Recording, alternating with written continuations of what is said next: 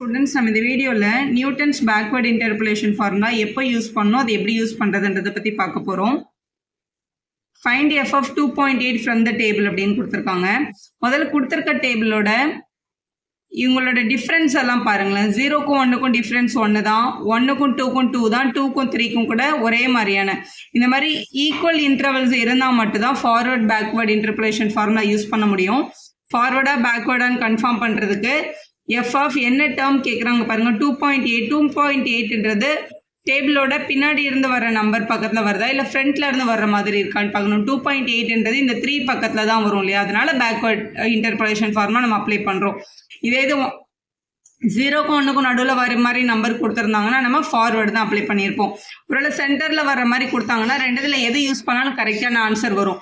Interval வந்து டிஃப்ரெண்ட்டாக இருந்தால் நம்ம லெக்ராஞ்சஸ் யூஸ் பண்ணணும். சரி, இப்போ பேக்வர்ட் ஃபார்முலா போகலாம். பேக்வர்ட் ஃபார்முலான்றது நம்ம ஃபஸ்ட்டு வந்து எக்ஸ் பார் எண்ணில் இருந்து தான் ஸ்டார்ட் பண்ணணும். இங்கே பாருங்கள். So xn + nh is equal to உங்களுக்கு கொடுத்துருக்கிற டேர்ம் வந்து 2.8 இப்படி எடுத்துக்கணும். முதல்ல நம்மளோட ஃபர்ஸ்ட் ஆம்பிஷன் நம்மளோட எண்ணை ஃபைன் பண்ணுறது. எண்ணை ஃபைன் பண்ணுறதுக்கு ஹெச் தெரியணும், xn அப்படின்றது நம்மளுக்கு தெரியணும். xn அப்படின்றது நம்மளோட டேபிளோட இந்த 3 ஏன் 3 அப்படின்னா எக்ஸோட டேர்ம்ஸ் எல்லாமே வந்து ஆக்சுவலாக x0, x1, x2, x3 அப்படின்னு வரும். இதில் இருக்கிறதுல பிக் நம்பர் தான் நம்ம xn அப்படின்னு சொல்லுவோம். எஃப் ஆஃப் எக்ஸ் அப்படின்றது ஆக்சுவலாக ஒய், அதனால நம்ம இதை வந்து y0, இதை வந்து y1, இதை வந்து y2, இதை வந்து y3 அப்படின்னு சொல்லுவோம். y3 தான் நம்மளோட yn, ஆக்சுவலாக x3 தான் நம்மளோட xn, அதுதான் அந்த டேபிளோட கடைசி டேர்ம் அப்படின்னு அர்த்தம். இப்போ கொஸ்டின் நம்ம x பார் n வேணும். xn அப்படின்றது x3யோட வேல்யூ தான் 3. அப்போ 3 + nh வருது. n இன்ட்டு ஹெச்சோட வேல்யூன்றது இந்த இன்டர்வலோட கேப். இந்த இன்டர்வல் எல்லாமே 1 டிஃப்ரென்ஸில் இருக்குது, அதனால இங்கே 1 தான் எழுதணும். Equal to 2.8. ஸோ ப்ளஸில் இருக்க 3 அந்த பக்கம் போனால் மைனஸ் ஆகும்.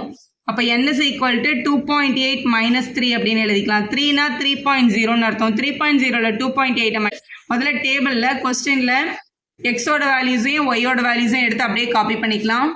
ஸோ எக்ஸ் அண்ட் ஒய் கொஸ்டின்லேருந்து காப்பி பண்ணதுக்கப்புறம் nabla Y, nabla squared Y, nabla cube Y find பண்ணப்படும். ஃபார்வேர்ட் டேபிளுக்கு வந்து டெல்டா ஒய் அப்படின்னு நம்ம கண்டுபிடிப்போம். ரெண்டுமே டிஃப்ரென்ஸ் டேபிள் தான். ஸோ ஒய்யோட டிஃப்ரென்ஸ்னு அர்த்தம். இப்போ ஒய் வேல்யூஸ் எடுத்து செகண்ட் டேர்மில் ஃபர்ஸ்ட் டேர்மை மைனஸ் பண்ணி பாருங்கள். 2ல் 1 மைனஸ் பண்ணால் 1, அப்போ இங்கே 1ன்னு எழுதிக்கோங்க. 11ல் 2 மைனஸ் பண்ணால் 9 கிடைக்கும். ஸோ 9. 34லேருந்து 11 மைனஸ் பண்ணால் 23 கிடைக்கும், அதனால இங்கே 23. இதை வந்து எடுத்துகிட்டே வரணும். எவ்வளோ தூரம் எடுத்துகிட்டு வர முடியுதோ அவ்வளோ தூரம் எடுத்துகிட்டு வரணும். சிங்கிள் டேர்ம் வர்ற வரைக்கும் இதை கண்டினியூ பண்ணணும்.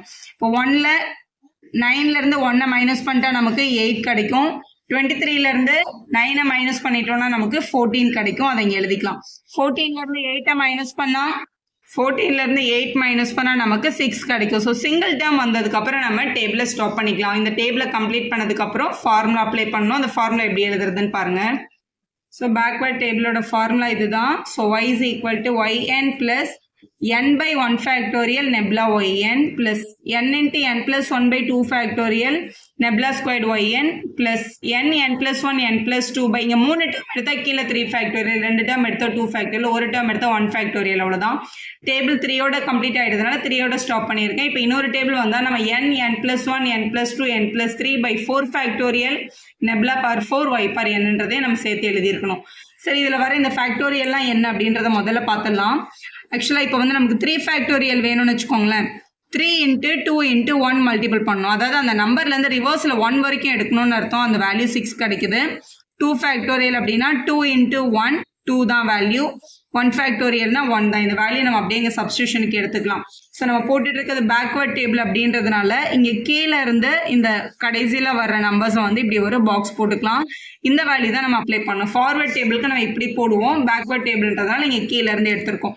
இதில் ஃபஸ்ட்டு நெப்லா ஒயில் வருது, இதுதான் நம்மளோட நெப்லா yn. இது நெப்லா ஸ்கொயர்டில் வருது வந்து நெப்லா ஸ்கொயர்ட் yn. இது வந்து நெப்லா கியூப் yn. இந்த பிளேஸில் தான் நம்ம இவங்க சப்ஸ்டியூட் பண்ண போகிறோம். வெறும் yn அப்படின்ற இடத்துல ஒய்யோட டேபிள் வேல்யூவை அப்படியே எடுத்துக்கலாம். ஸோ இங்கே கொடுத்துருக்க கொஸ்டினில் சப்ஸ்டியூஷன் பண்ணிடலாம். இதுதான் yn. ஸோ 34 + nன்றது ஆல்ரெடி கொஸ்டின் இங்கே நம்ம ஃபைன் பண்ணி வச்சுருக்கோம். ஸோ 3.0வையும் 2.8ஐயும் மைனஸ் பண்ணும்போது இங்கேருந்து ஒன்று பாரோ வாங்கிட்டோம்னா இங்கே 2, இங்கே வந்து 0 தான் வரும். 0.2 தான் கரெக்டு.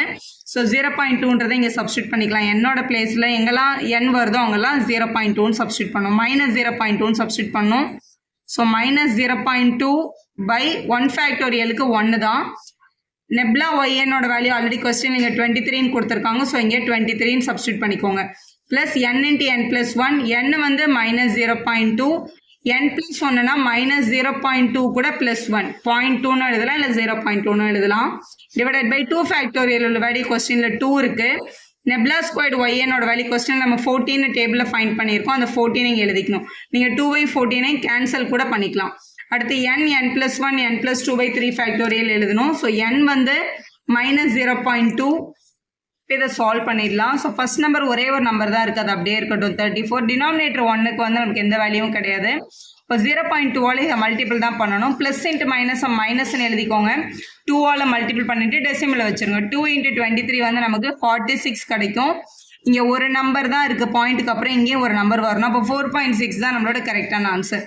நெக்ஸ்ட் டேர்ம் பாருங்க. ப்ளஸ் 0.2 ஒரே ஒரு டேர்ம். ஸோ மைனஸ் 0.2 இருக்கு. மல்டிபிள் பை 1 0.2 மைனஸ் பண்ணால் நமக்கு 0.8 கிடைக்கும். மல்டிபிள் பை 2ஐயும் 14ஐயும் கேன்சல் பண்ணி இங்கே 7 அப்படின்னு எழுதிக்கலாம். ப்ளஸ் இங்கே ஃபர்ஸ்ட் டேர்ம் மைனஸ் 0.2, அடுத்த டேர்ம் 1 0.2